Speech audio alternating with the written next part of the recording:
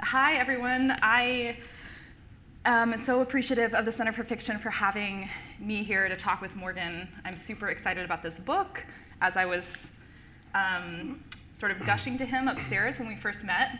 And Melanie, thank you so much for that lovely introduction for both of us. If it's okay with you, I'm just going to talk for a second. Yeah. I'm going to introduce Morgan's book again with just a few words expressing how much I truly loved this collection of short stories. If you haven't read it yet, you're in for such a treat. I was a little bit anxious about being asked to do this.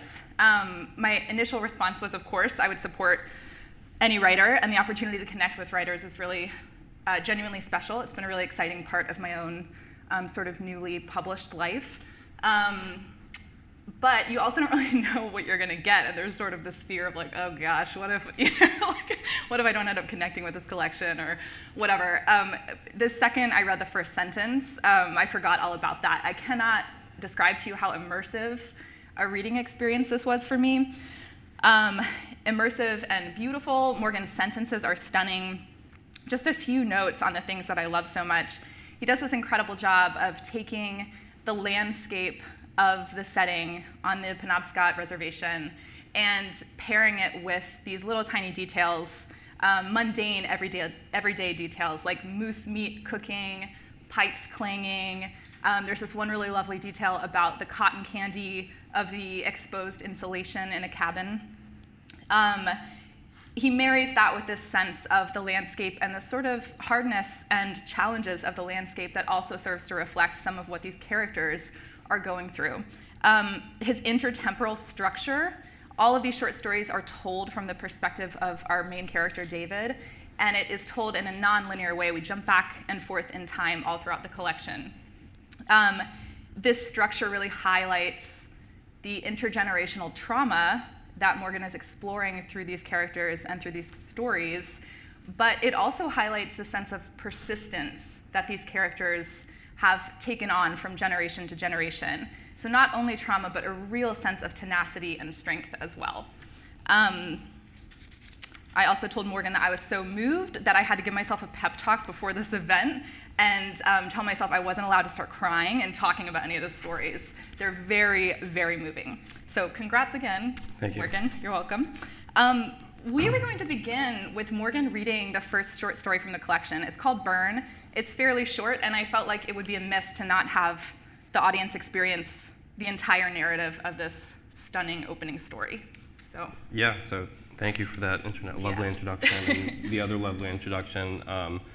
Before I read that, there's just been like so many like reviews about my book and people talking about it, and I think it could be super easy to get swept up in like the media. So I just want to give folks a review just from a normal person, just so you have a better sense of whether or not you want to buy the book even after I read.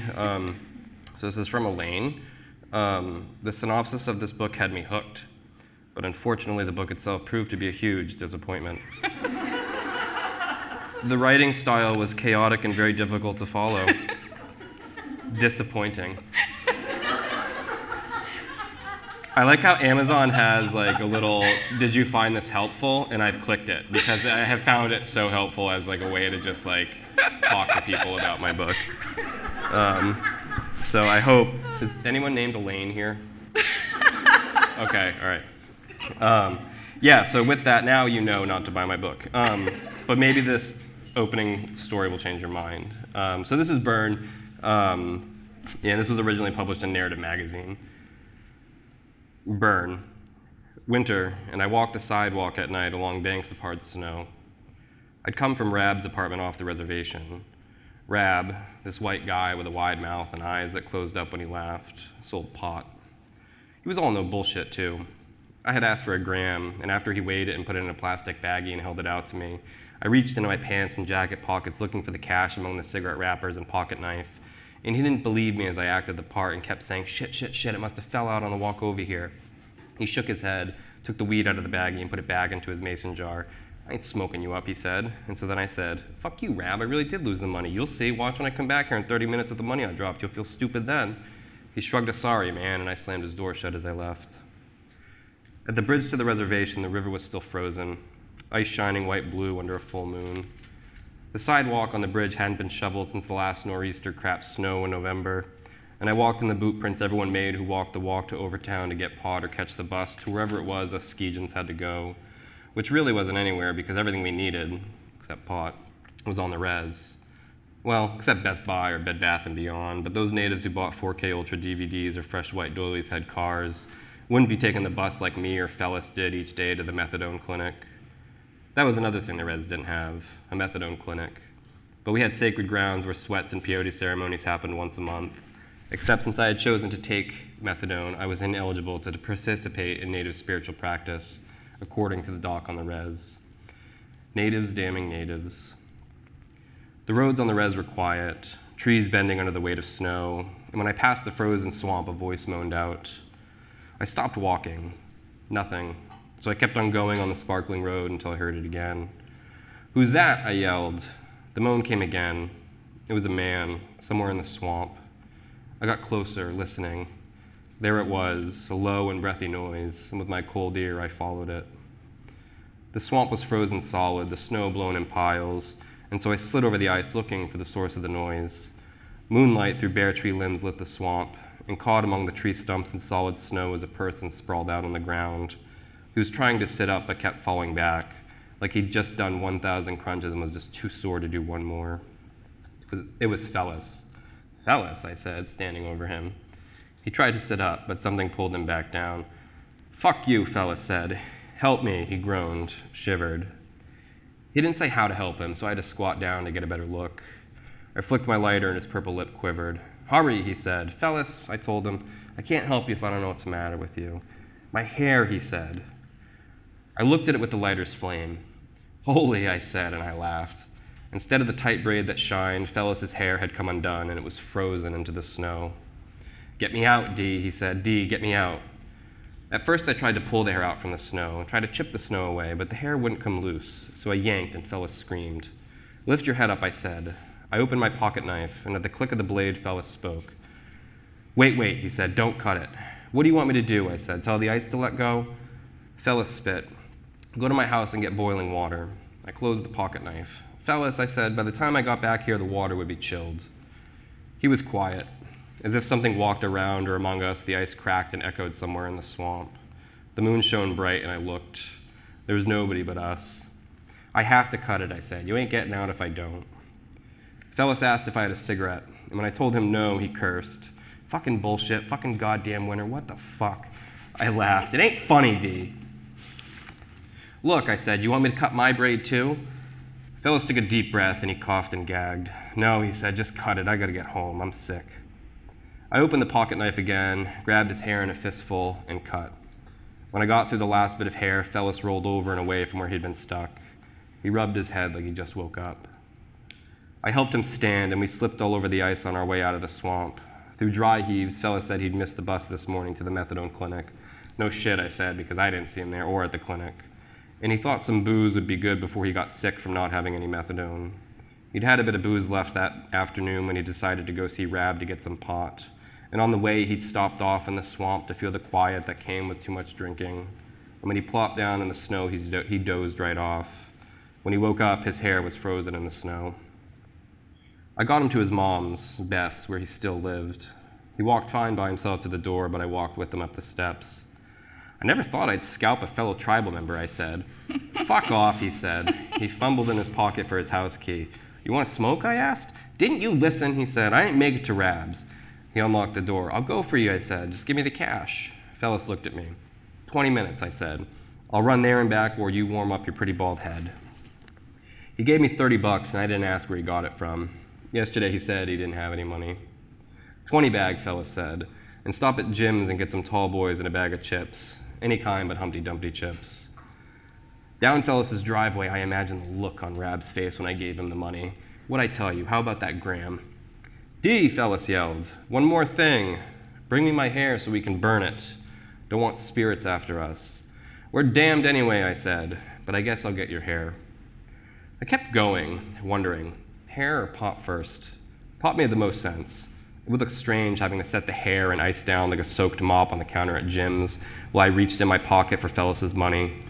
Jim, that old wood booger, would say, "We don't take those anymore." I'd look him square in his sagging face and say, "I ain't trading no hair, you old fucker." And I'd smack down on the counter a $10 bill for the tall boys and chips. With the change jingling in my pocket, I'd walk to Rabs and he'd say, "Get that hair out of here, it's dripping on my floor." And I'd have to plop the hair on the muddy white floor in the hallway while Rab re-weighed the same nugs he'd weighed earlier for me. No. I'd grab Fellis's hair from the swamp on my way home.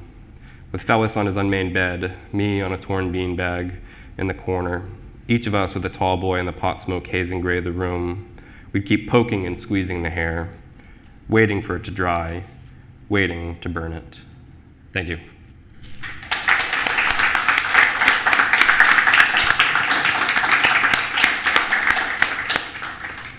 Amazing. Thank you so much for reading that. So I have a lot of questions for you. Yeah. But I want to start with, in particular, the way you chose to end this story. I remember feeling like when I first finished the story, like I'd sort of stepped off this emotional cliff. And then in the story that comes next, it's called, I think the next one is In a Jar. In a Jar, yep. Yeah, so in the next one, you have this really sort of like long narrative with like a more traditional narrative arc, and more of a sense of, I don't know if catharsis is the right word, but some kind of feeling of like an ending, in a way that I didn't experience with this in quite the same sense. So I'm wondering if you can talk a little bit about how do you know when a story is done? Yeah, I think there are two ways. There's one, I feel like if you follow like a traditional story structure, like you can, like within a jar, for example, you can see the parts, you know, there's a logic to it, and there's like this happens, there's a consequence, I have to see that through, and then there's maybe another consequence, and I have to see that through, and ultimately you get to this end that is like, okay, it's done, like that's, like you can't go anymore or else you just restart. Like the car turns off, and if you can keep going, but you would just turn the car back on, and it may turn into an unruly beast. So there's that, but then there's also, and this is the type I like better, is like, this is gonna sound super like new agey, but like, I just feel like stories talk to us. Like, I feel like stories tell us how they want to be written.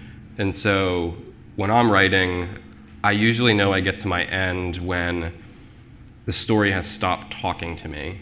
That's not to say I'm not like critically thinking about like what came before and stuff. And like with Burn, for example, it took me a few months to find the ending to Burn. I had that fantasy part, and I didn't know, like I had all these ideas. I was like, well, what if he brings the hair back and like they want to burn it quickly, so they like throw it in the dryer and like try to dry it, you know, like all this different stuff. And it just felt like it didn't, and it's interesting is like I had mentors who were like, I think this story wants to be longer, and I was like, I don't think it does. And it just, I think, really drew its power from its quick glimpse at these two people, and I recognized that, and I was like, it has to end soon. And that just felt like, when I finally got that line, it was like nothing more spoke to me with that like situation and stuff. Oh, I love, as a writer, I love hearing about that, and that sort of like tuning in, like you described it as tuning in with the story talking to you, but correct me if I'm wrong, I feel like that's almost like tuning in with some kind of inner voice as much as it is the story itself, because it's coming from you. Yeah, George Saunders, I think, described it as like a meter or something. He's like writing, and as long as he like keeps it at a certain place, he knows he's like, you know, in the right space, you know, writing-wise. And there's all sorts of metaphors to describe this weird, crazy nonsense. Yeah, right? It's new age nonsense. Yeah, this new age nonsense, yeah. So another question I have is, you described in an email exchange we had your writing as both, you use the term fiction, and then you also use the term autofiction. And I would love to hear more about your own experience and how that expressed itself through the stories or the relationship between your own life and these stories, as much as you feel comfortable sharing. Yeah. So I think, I feel like every story in this collection has some basis in reality, like something that happened. Either it's extremely big or it's super tiny. The story Earth Speak, which is one of the later stories where Dee and Phyllis decide, they see on Antiques Roadshow this root club sell for an exorbitant amount of money, and they hatch this plan to rob the tribal museum to steal the root clubs and sell them. Things don't go their way. But that story, like, I never robbed a museum of root clubs. Like, none of that happened. But the opening has this scene where it's like, so I can actually pull it up. I don't know what page it's on. You can probably find it if you want. Oh, here we go. It goes, Phyllis drove with his knee and lit a cigarette. Over the top of the high hill, morning fog hovered above the miles of pines like the nests of fall webworms and the crooks of brown branches. And that was an image I had seen driving one day. Like, I just looked at the trees in Maine, and I saw the fog there, and they looked like those little, like, fall webworms that are in, like, the corners of trees, and in the spring and fall, I think. Or, no, fall.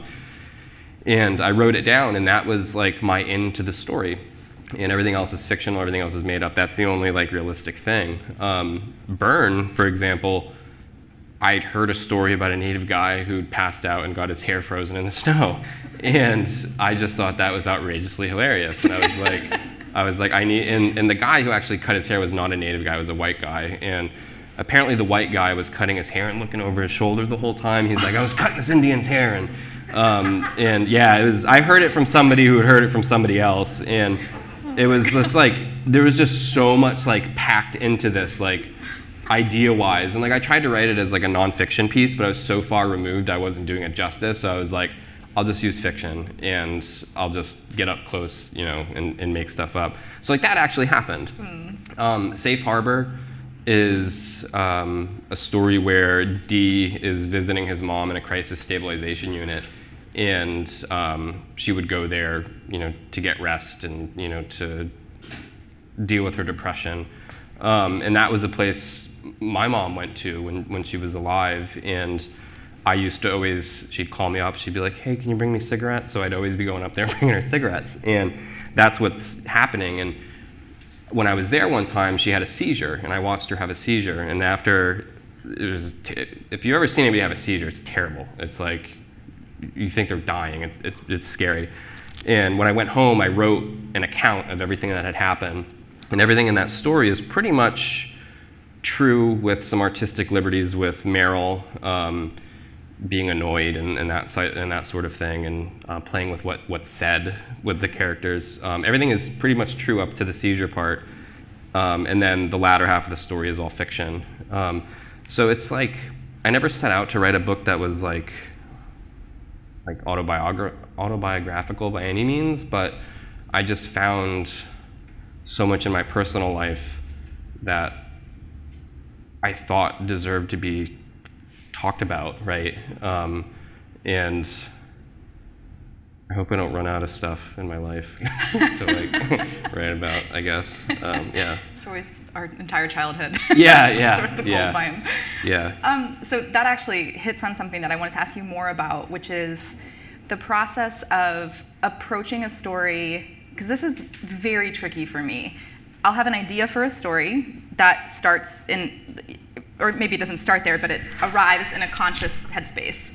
But then there's this weird balance for me of following that idea and then sort of giving my subconscious permission to take over, because if I approach it too much from my head, it kills the creativity of the story. Like, I think I figured it all out and like know the theme from like the first sentence I write, and then it becomes a total dud. Yeah. So I'm wondering, in your own writing experience, you know, you said something like, I never set out to write about my own experience. I think that's what you said.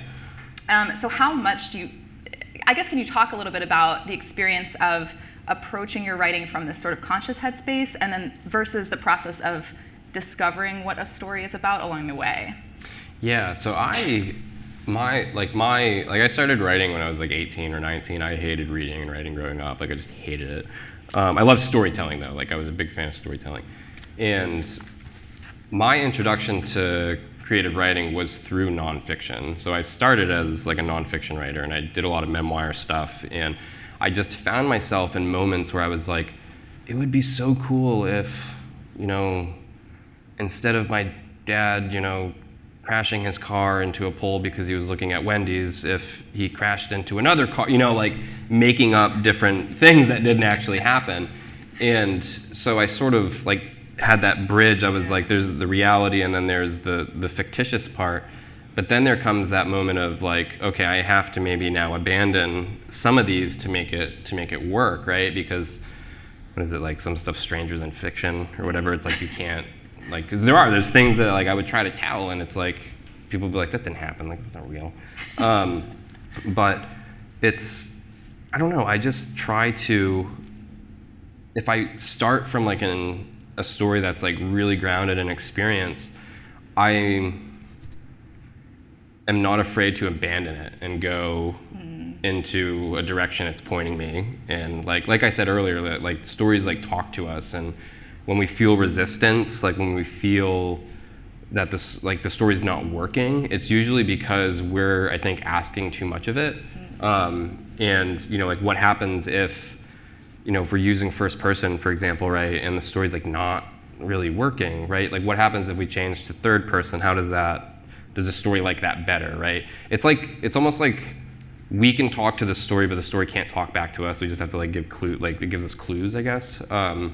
But consciously, yeah, it's like I think consciously about the work, and I think logically about it as best I can, and then I also sometimes just pray to whatever entity is out there that I'll get it right in a way, like it'll just work out. And it's just a hard balancing act. And I mean, this book, there's 12 stories in here, and I think there are 12 stories. There's like maybe 32 or 33 stories that I had written like for this book, and only 12 made it in. So like there were a lot of attempts, and a lot of those stories are like similar to these in a way, but they were just false starts in a sense. Yeah. Oh man. So it's such. As a writer, this is like very juicy. I'm like resisting the urge to take notes.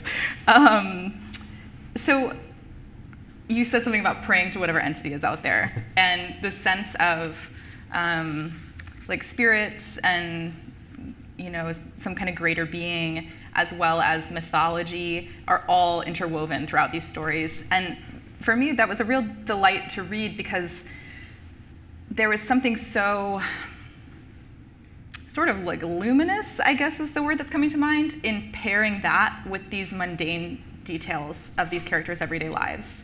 So I'm wondering if you can talk a little bit more about that, and I also want to request that you read us a passage. Yeah. Do you want to do that first? Yeah. Does that feel? Yep. What passage is it on? This is about the stone people, and it is on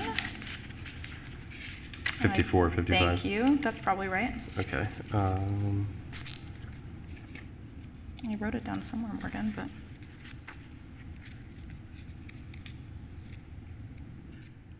sorry, everybody. I did things the old school way with my notes, and I'm having a hard time finding I think I found it. You got it? Right Okay, here, great. Yeah. So this is from the third story, I think, Get Me Some Medicine, and D is off by himself because him and Phyllis, they broke up. They just had a fight. And so he's sort of by himself out in the woods, and he is by himself, and he remembers this story that his mom had told him. So I found a little patch of ground with no vegetation growing, hard, chilled soil and rocks, and settled onto it and built a small fire. I chugged the steel reserve to rush the buzz. The river flowed like a sound machine, and I spaced out, watching the cold ground. Like looking at the stars, there were various rocks stuck in the mud that seemed to outline a figure. Once I saw it, I couldn't unsee it, and it got me remembering a story my mother had told me. It was after the tribe had forced my father to leave.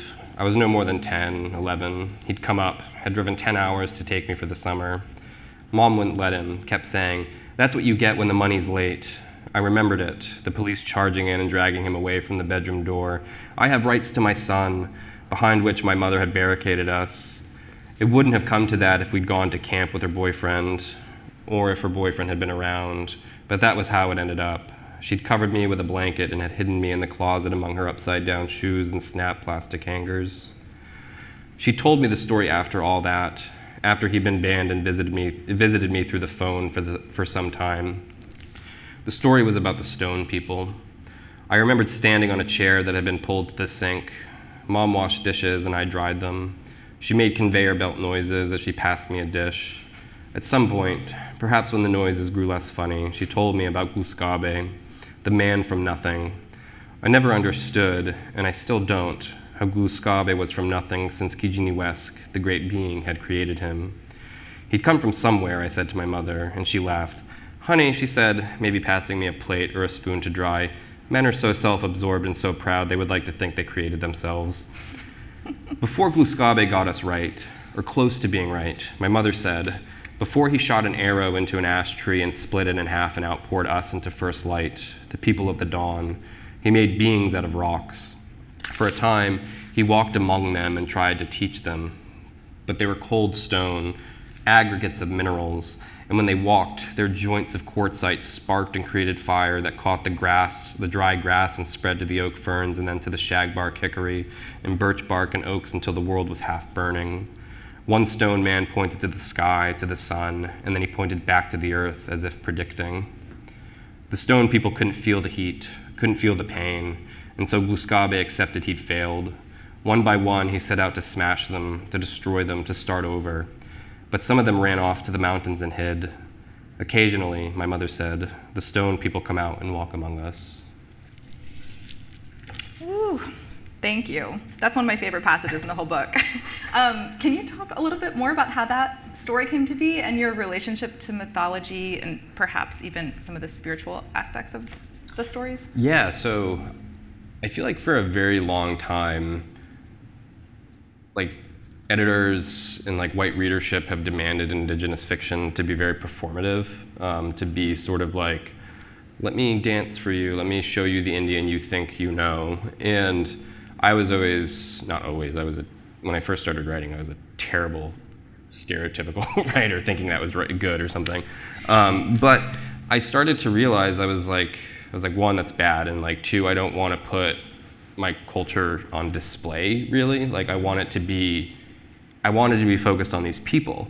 And so I feel like every moment in the book when there is some aspect of mythology or some tidbit about culture, it's never for the sake of it being there. It's actually a product of some mundane detail that sort of sparked it into being.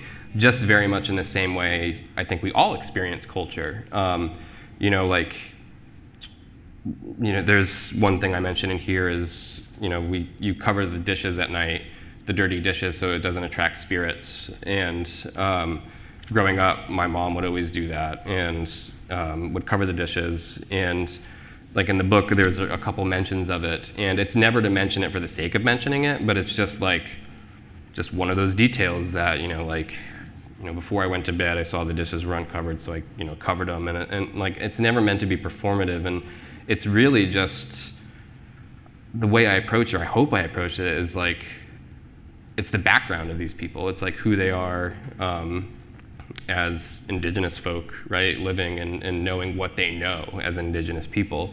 And their knowledge is limited, because of colonization, because of so many things having been taken away, through the years. But I look for moments to insert those types of things. I don't try to force them in, because they don't work, and it feels very like I'm like, here's an Indian for you, you know what I mean? Like Indian in the cupboard or whatever, Yeah. So yeah, I'm very conscious of that. Yeah, I just saw a copy of Indian in the Cupboard today on a bookshelf. Oh, really? Yeah, and after having just read this, I was like, psh, not picking up that. Can you actually, there's a passage, and well, let me just check in with time real quick. I have no sense of time at the moment. A couple more minutes and then questions. Perfect, okay. I want to end with you sharing one more brief passage and talking a little bit about it, and then I want to pay you a compliment, and then we'll open it up to the audience. Yeah. And maybe you can read us something else from Elaine as the sort of bonus ending. Yeah. So there is a passage in here, I'm going to look at my notes and see where that was, in which I think those mundane details that you talked about are so distinct And what is so beautiful about this particular passage that I'd love for you to read is that they're immediately juxtaposed with this sense of landscape and both beauty and also harshness in the landscape. So there's that sort of like sense of this bigness and yeah, I'll stop there. The bigness along with the mundane. And I think, is it page 49 and 50 that we? Yep. Yes, awesome. Where do you want me to read from? We start with the hallway floor creaked. And Oh, yeah, right go there, up to yep. the end of the, yeah, that end of, yeah. Right there, okay. So this is, does this get me some medicine too? I'm like reading from the same piece. I think it is. So this is D, and he is, after a night of debauchery with Phyllis, is going to check on something. The hallway floor creaked and creaked. The door opened and closed. Silence. I flushed the toilet and went out. He'd been in the bathroom. Went out into the hall. Beth had gone into her room, Phyllis's mom. In the kitchen, bacon spat in a hot skillet and eggs fried in another. The kitchen smelled of pepper and grease. I put on my jacket and laced my shoes. Phyllis's Jordans were caked in mud. The sun was hot gold in a cool sky. I hurried, cutting through the woods.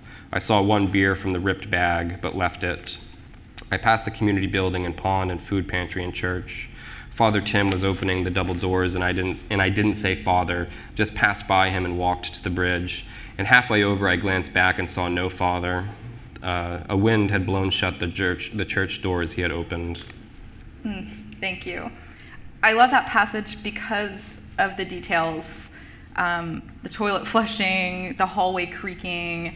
I always felt, you know, you were writing about places I'd never been, and I felt completely immersed in these characters' houses. I had a sense of some of the poverty in the stories without you ever even mentioning money. You just sort of have this way of like weaving in these details in this way that creates this whole fabric of the setting. Do you want to talk at all about any more about some of the mundane details? You feel like you covered that? Because this is sort of a topic I'm fascinated by. Yeah, no, I love details. Like I think like one little detail can make all the difference in a story. And I think what I do is like I'm like very visual, and like I'll write out a whole scene, or I'll see it in my head and I'm like visually like, all right, let's remove that part, let's remove that part, let's remove that part, and until we're left with just something that is able to be unique, but also like positionally able like to create the space in which the characters are in, if that makes sense. Like letting the reader do some of the work, right?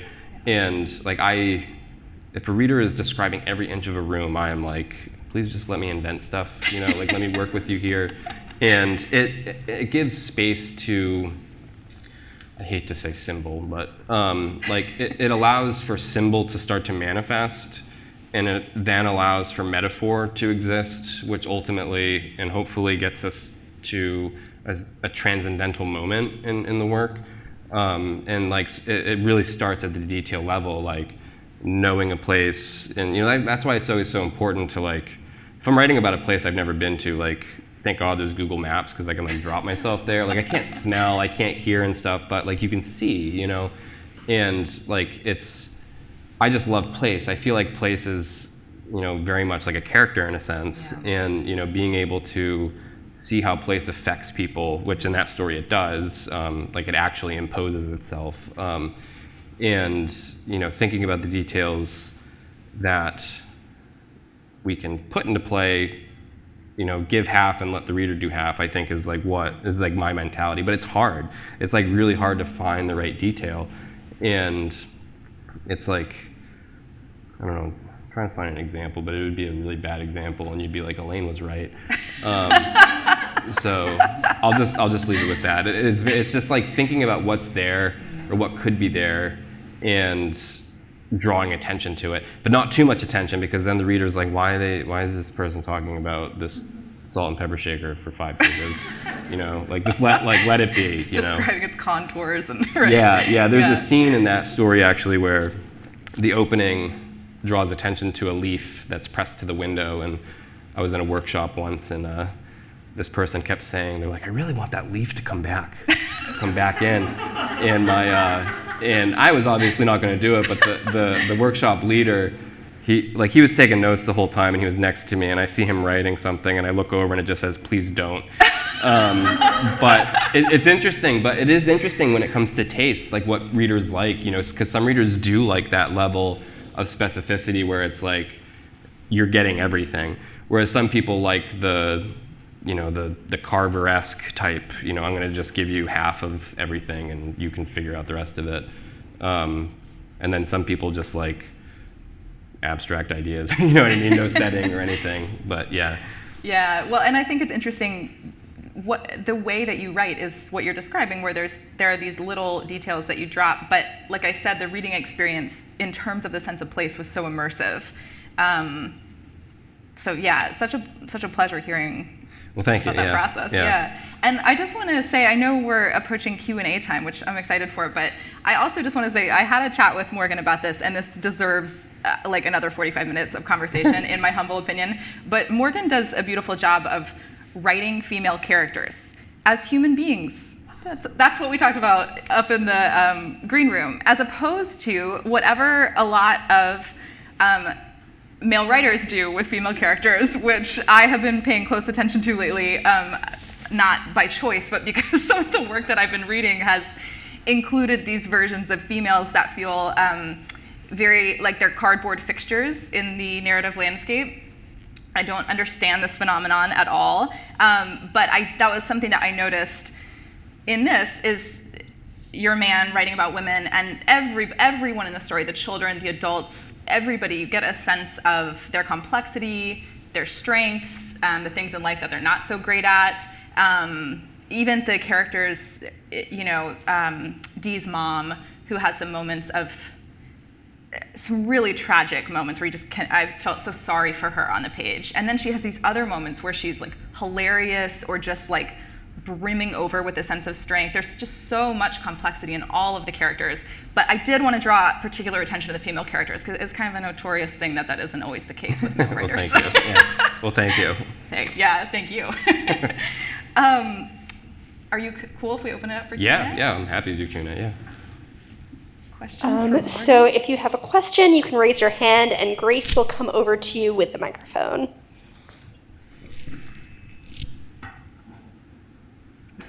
There's one in front here. Hi, my name is Amanda. So, was there any pressure to try and push the stories together and like make it more of a novel format from like a commercial perspective? Yeah, there was.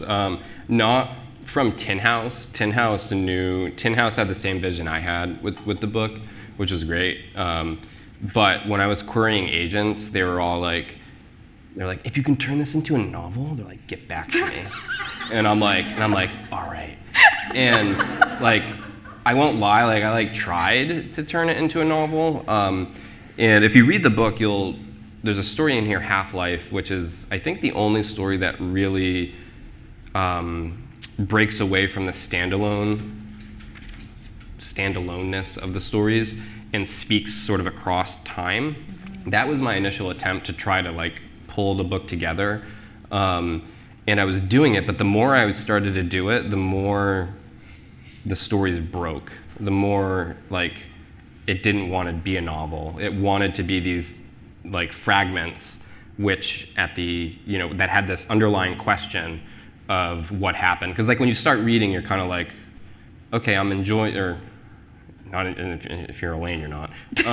But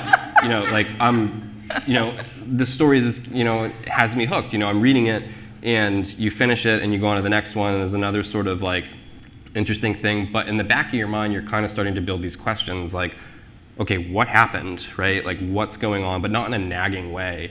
And when I started to turn it into a novel and to draw that out, it just became too I don't know, dumb.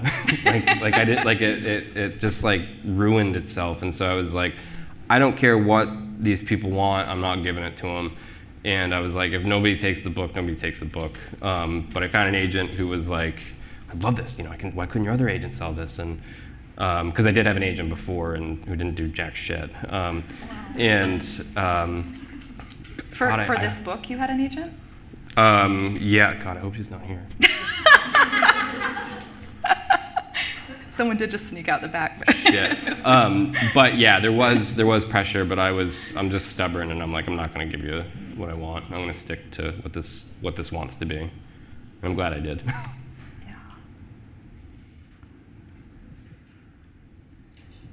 I just finished listening to the book on Audible, and it was great. I grew up in Minneapolis, so I know from winter and being poor in the winter when it's cold and reservations being nearby.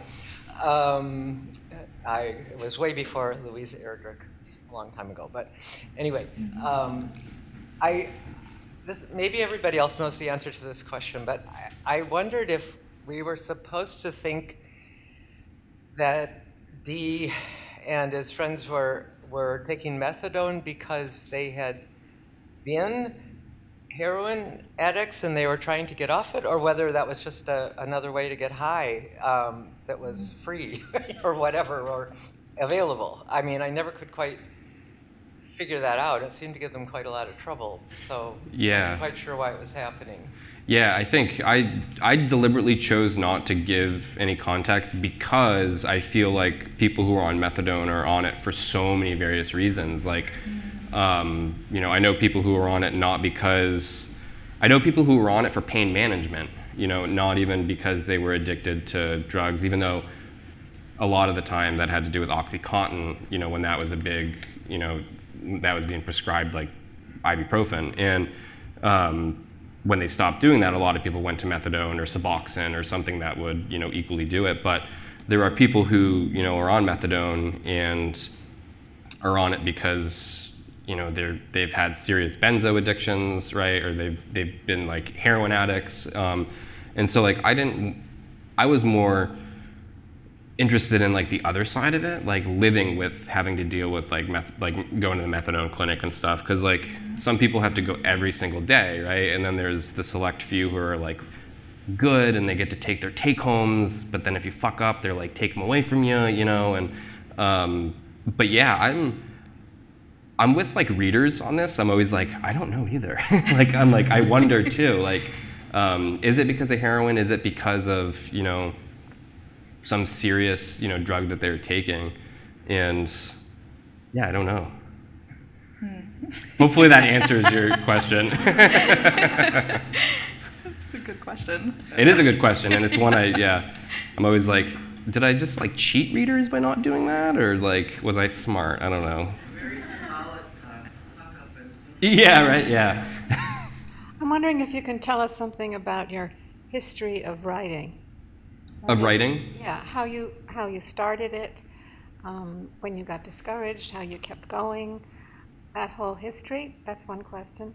And the other question is, I've never been able to get into short stories. They're too short for me. So I'm wondering if you can talk a little bit about that difference between short story and novel. Yeah, absolutely. So for writing, do you mean for this book specifically? Yeah, so I started writing when I was like 18 or 19. I always loved storytelling. I just did. I had just rough stuff at home, so I was not a good student by any means, and the only college, I went to a community college for 3 years, and I met a guy there who was a phenomenal writing teacher. He was like my first mentor, and he was like, "You're very good at writing." And I was like, "Really?" And I was doing it because I love storytelling, and I had no idea what I wanted to do with my life. I still don't. I just write, and I teach. I love teaching too. But I just started writing, and I started doing memoir stuff and writing just really, really bad writing for like 1, 2, 3, 4, 5 years. And the first story, Night of the Living Rez, was the title story. Is the first story I actually wrote for this book, and I wrote it in 2015. And I was still a developing writer then, I still am, and I just sort of gravitated, like I said earlier, from nonfiction to fiction because I wanted to make stuff up, and I still do nonfiction, but yeah, it was a long time of like figuring things out, like writing-wise, but also living as a writer and storyteller, and when, like, for example, my dad died in 2012, and like I couldn't write for like 2 years, right? Like I had this strange hiatus, and my mom passed away in February 2021, and all I could do was write. Like, it was weird. So I found writing as like a cathartic thing in times, and a personal thing. But my relationship with it has always been like, I'm gonna tell stories, but I'm really trying to like get at something that I can't quite say, if that makes sense. Like, there's something I'm trying to look for that we as human beings can't articulate, but we can feel it. And it's like, I've always been drawn to that, because we've all read great books at the end, like when we're done, we're like, holy crap, you know, like we're changed in a way. And, you know, it's that stuff that I always hunt for. And so like, I was discouraged, yeah, when I would write bad stuff and 8 years of rejections, you know, but I kept going because I was more interested in like the art of it and what it can show me. So it was, yeah, a long process, crazy process. And when it comes to short stories and novels, you know, I think novels tend to be, you know, very, you know, expansive, right? They can cover, you know, a lot of ground, or they can be set in a day and still be very, you know, in depth. But short stories, though, on the other hand, what I like about them is they draw their power from what's left out, you know, instead of what's on the page. So it's kind of like poetry in a way. Like, poetry draws a lot of its strength from its silences and, you know, the things that are not there. And I've always loved that about short stories, because, you know, you can give, you know, half of the picture, and the other half of the picture is, you automatically know it from that. Like, you can assume what it is. And I feel like there's just, the short story is like a quick glimpse at something that I don't think the novel can quite get at sometimes, if that makes any sense at all. And can I just, just to build on something you said real quick about your work, the passage I didn't have time to kind of dive into this, but the passage you read where it ends with Dee looking toward the church and the door slamming shut in the wind, that to me is this example of what your short stories do. And you did it in one line in that case, but I found this to be true of your stories in general. And Burn is also a great example, where that the absence of more being said was so, just as effective as the words on the page. Like the sense of what it meant to this character that the door slammed shut, and that I think the father has disappeared inside, right? Yeah. To me, that passage was so powerful because of what was left out, and it's just interesting to hear you talk about short stories in that way too. I didn't quite articulate it that that's what your stories were doing, as much as that one line did in and of itself as well. Yeah. Yeah. No. Yeah.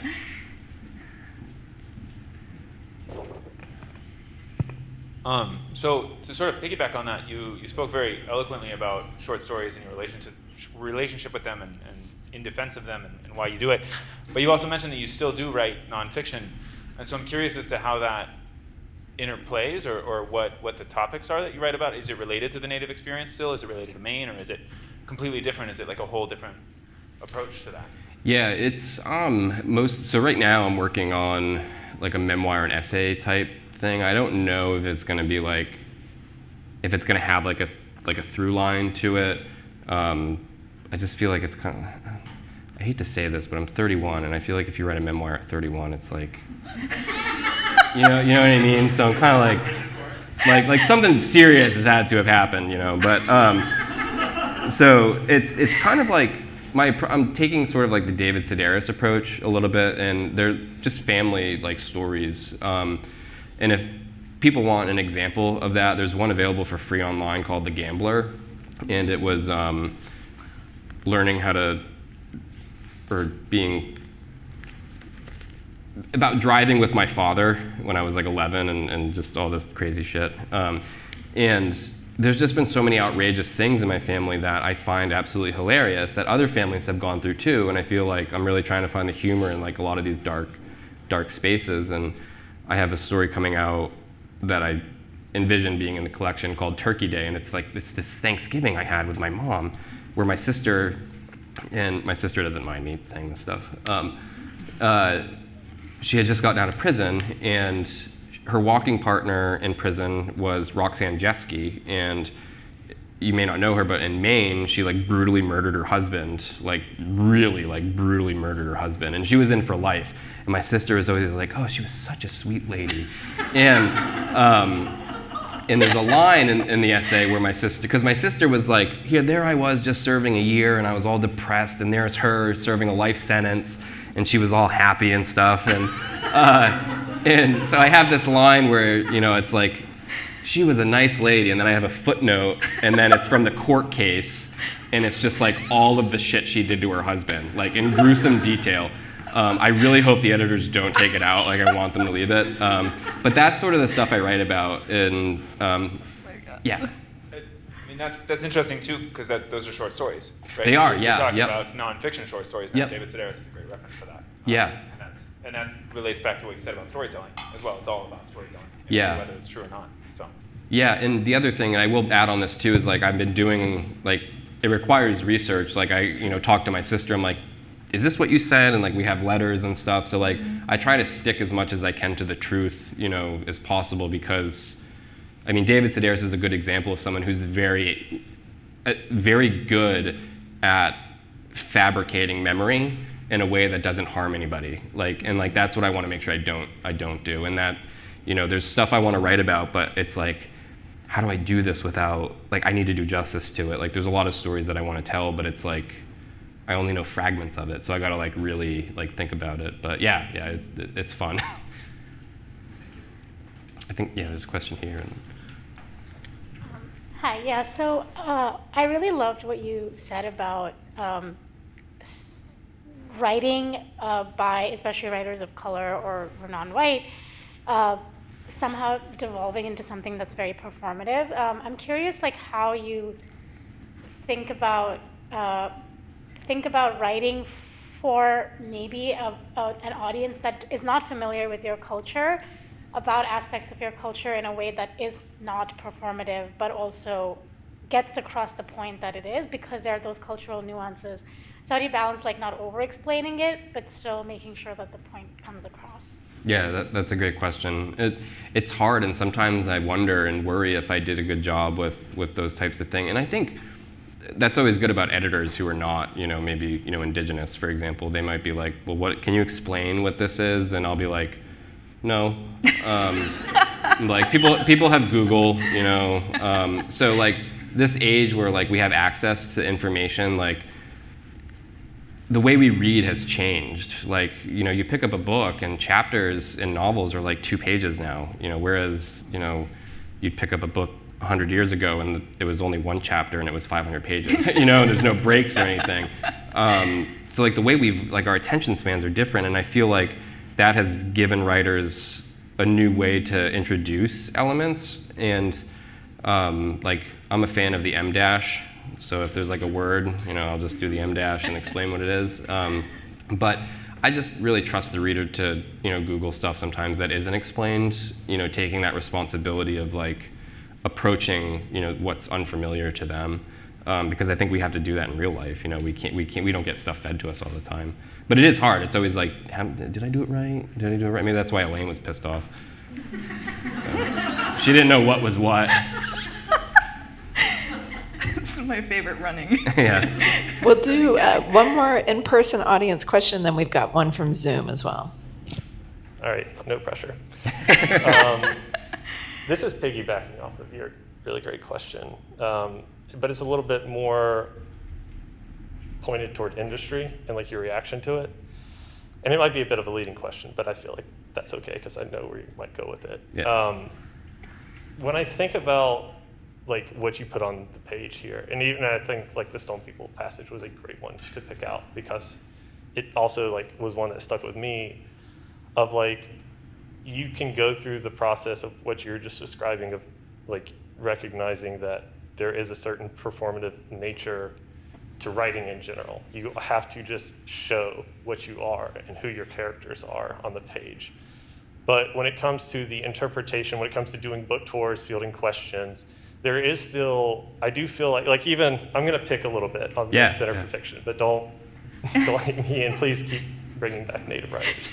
The collection is a striking amalgam of stories of what it means to be Penobscot, told through the eyes of various, like, the whole like of what it means to be Penobscot. I would kind of disagree with that because I think this book is about like if you had me list like 10 bullet points, that wouldn't make the list. Yeah. And there is still this voyeuristic nature, I feel like, that Native writers have to go through because of how performative our previous waves had to be just to get published, just to be on stages like you're on. So I'm just curious, like when you're writing, particularly for fiction writing, like is it just blocking that shit out and just saying, I know I'm gonna have to field some dumb questions, I know I'm gonna have to read reviews that are like, this explains exactly what it means to be Penobscot, this explains exactly what it means to be Native, like, or do you make that part of your calculation while you're writing and you say, I have to give a little but not everything, or I want to give half but not everything? Like, I know you kind of answered this in part, so I'm just curious, like, as you've been on this tour, as you've kind of watched the reception to your book play out, like, what is your reaction to all of that, and how do you think you'll apply it to like your future projects? Yeah, that's a great question. I think if you watch like any of like the podcasts or like interviews I've done, and people have, and I've always made it a point, I'm always like, this isn't a book about Penobscot culture. like it's just not. Like, they say it is, and like that's a selling point, right? Like, this is you're gonna learn everything about Penobscot people, and then you read the book and you're like, wow, they're all drug addicts, and and you're like, Jesus, these poor Indians, and like that's not it. This is just a cast of characters. Like, this is a small sliver. And like the way I rationalize it is like I just think of it as like a constellation. There's this great dialogue that is occurring, there's my book, and then hopefully there's more Penobscot writers who are putting work out. And it's then that we start to get this intersubjectivity where we can create a more objective view of what a culture looks like.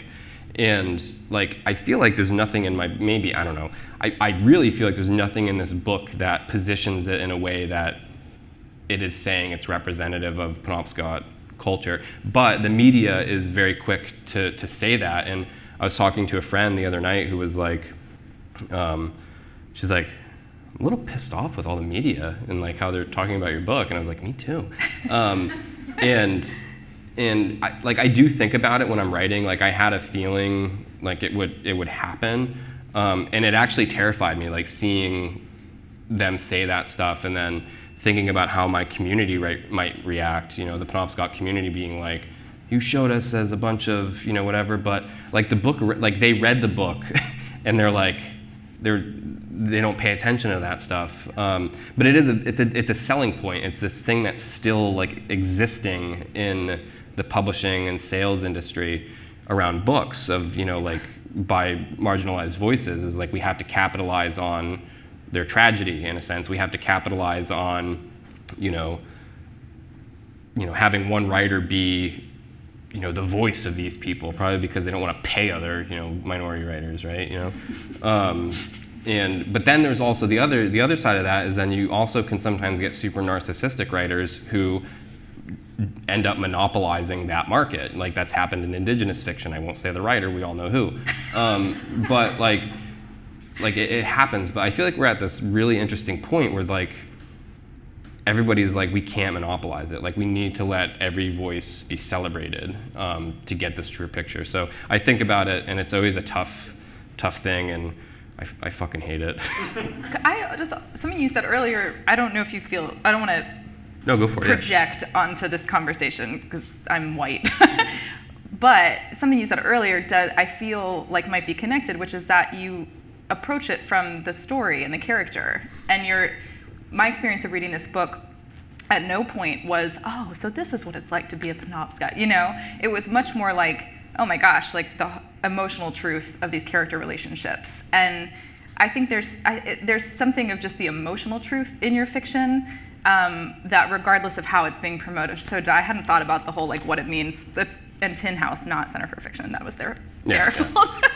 I hadn't thought about that, but I just to your sort of ability to, I wonder if when you're writing, part of why you're able to kind of tune out or not like let those fears direct you is because you have this ability to tune into the emotional truth of a story. Yeah, I'm much more focused on the work than I am, and I hate to go on a tangent here, but it's like Bill Burr, the comedian or whatever, he's on talk shows all the time, and he was talking about they're talking about Neil Armstrong, and he did that he got caught for doping, right? And Oprah apparently interviewed him, and Bill Burr was just astounded that Oprah was like, how could you have done that? And Bill Burr goes on to explain, he's like, didn't Oprah have like little people on her show for like a number of years? And they're like, she wasn't powerful enough to say no. And she's like, so she wrote it out, right? Like she wrote it out until she could say no. So I'm not saying I'm writing it out, but it's like, I am in defense of it already. Like, hopefully people will stop. All right, our final question comes from Jennifer Nye, who's joining us from Los Angeles on our Zoom. I'm really, really good at procrastinating and rationalizing. How do you get yourself to write? Like, do you force yourself to sit for a certain amount of time daily? That is a great question. So sweet. Yeah, the first thing is don't be hard on yourself. If you read Stephen King's On Writing, which is a great book, and he's like, you gotta write 2,000 words a day. No, you don't, all right? You don't gotta write 2,000 words a day. But if you start a project and you're invested in it, you gotta carve out the time to do it. So there are spans of months where I'm not writing consistently. Maybe once a week I'm touching a story or flirting with an idea or editing and submitting something out, or maybe writing a small nonfiction piece. But then when I start a project, it's like Monday through Friday, I'm gonna write 500 to 1,200 words, in that area until I see it through. And it's just a matter of, convincing yourself you have to do it. And it's interesting hearing how, Louise Erdrich, for example, like she talked about how when she started writing, she would constantly get up and she would go and do stuff, make tea. And then eventually she got a scarf and tied herself to her chair. So every time she went to get up, she couldn't. So maybe try that. That might be a really good way to get yourself to work. And use those programs that block your access to YouTube or whatever for an hour or something, so you're not watching highlights of stuff, or your favorite scene from Star Wars or something. But yeah, my advice is to be kind to yourself, really be kind to yourself, because if you're living in another writer's expectations, you're never gonna be the writer that you are, the writer that you should be. Mm-hmm. That's good advice. Let's give him a hand. Thank you.